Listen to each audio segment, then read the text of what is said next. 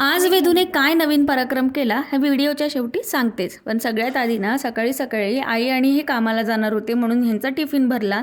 मस्त अशी सोयाबीनची भाजी केली होती त्यांना डब्याला. आणि त्याच्यानंतर संध्याकाळच्या छोट्या भूकसाठी त्यांना हा फरसाण दिलं होतं डब्यामध्ये. आणि त्याच्यानंतर ना काळ्या घेवड्याचं कालवण करायचं होतं म्हणून काळा घेवडं दुपारीच भिजू घातलं होतं. हे जेवढं करायला सोपी तेवढंच चवीला इतकं मस्त लागतं ना की काय सांगू.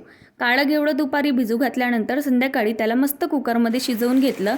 काही लसणाच्या पाकळ्या आणि कढीपत्ता, लसूण ठेचून घेतला, तेलामध्ये परतला, कढीपत्ता टाकला आणि आपली मिरची मसाले टाकून काळ्या घेवड्याची आमटी तयार. खायला इतकी चविष्ट लागते की काय सांगू. ही आहे आमची दीदी. वेदूला खेळायला चल म्हणत होती. आता वेदूच्या ह्या छोट्या छोट्या पराक्रमामुळे ना माझे कामच होत नाही. इतका टाईमपास होतो. सांगते काय झालं ते.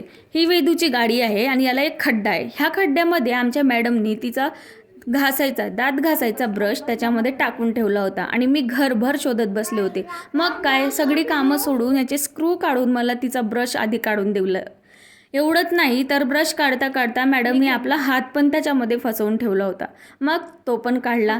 असो, लहान मुलं आहे तर हे तर होणारच.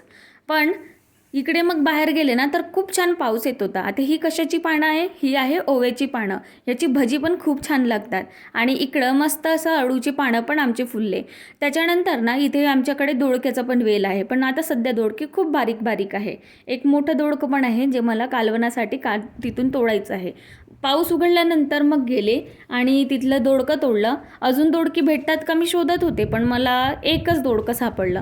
म्हटलं चला एकच असो पण एक असेल तरी सही आहे. त्याच्यानंतर ना तिथेच थोड्या वेळ फिरकत होते तर तिथे मला खूप सुंदर असं झेंडूचं फूल दिसलं. आणि ह्या एकाच रोपाला 2 अशी झेंडूची फुलं किती सुंदर दिसतात बघा. देवाला पण खूप आवडतात. आणि त्याच्यानंतर माझ्या मिस्टरांनी हा पिझ्झा आणला होता आमच्याकडे. चला भेटू पुढच्या व्लॉगमध्ये. बाय.